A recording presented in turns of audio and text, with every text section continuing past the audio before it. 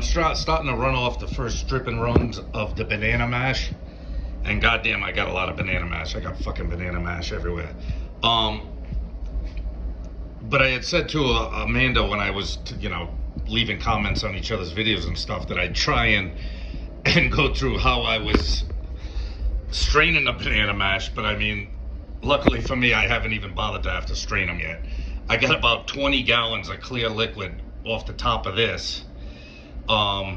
Because it just settled out, the mash had settled out. You can see how far it settled out. So I managed to get 4 or 5 gallon buckets of clear mash before I even got to the garbage at the bottom. This stuff is a disaster. I don't even know how I'm gonna straighten this crap out. I don't even want to think about it today. And then I had also I had 4 or 5 gallon buckets of banana mash in these 5 gallon buckets on top of these 2 vessels full of mash.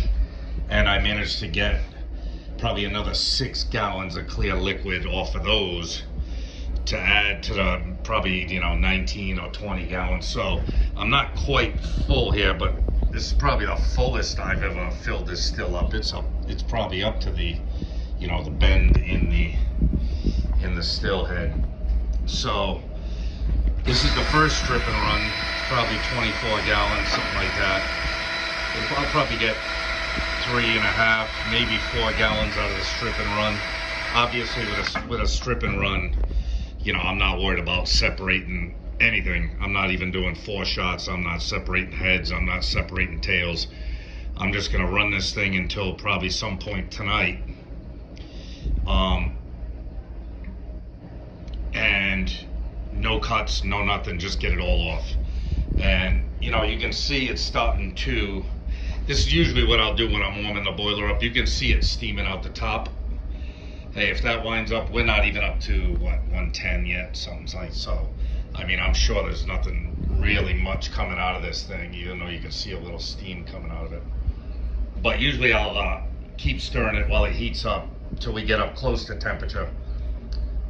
Even if it gets up towards 140 or so before I cap everything, put everything together, and get the water running. I don't really care because the first things that's gonna burn off of this is gonna be the methanol in the heads anyway. Even if vapor starts to pour out of here, it's all gonna be methanol and acetone and all that kind of crap. So, I mean, the long and the short of it is, while I had said I would try and do a video on trying to, clear this stuff up, filter it out, strain it out, I haven't even had the time to get to it yet. And luckily for me, for the first batch, I didn't need to. I got plenty of clear liquid off of the top of this stuff. I've still got this one going. This one hasn't even finished fermenting yet. I've got another 30 gallons of mash. When this settles out, I'll have some more clear liquid.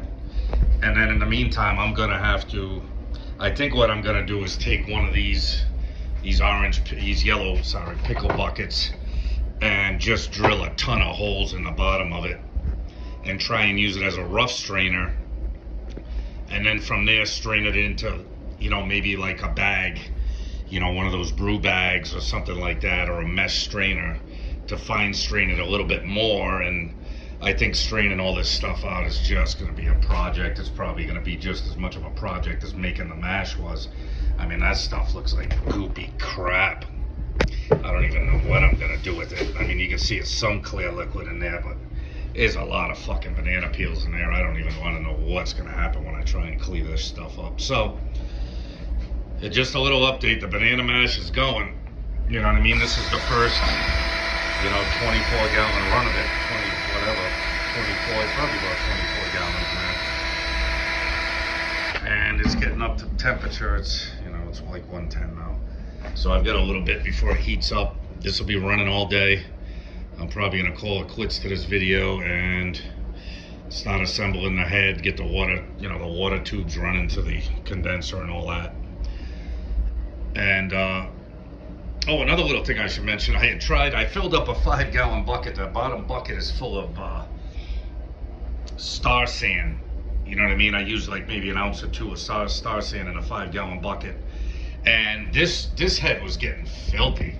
So I just left that in the thing of star sand for a few days to clean it up. and it didn't come out too bad. It doesn't look quite like the other one, but Star Sand will clean up your copper. All right, I gotta go. Talk to you guys later.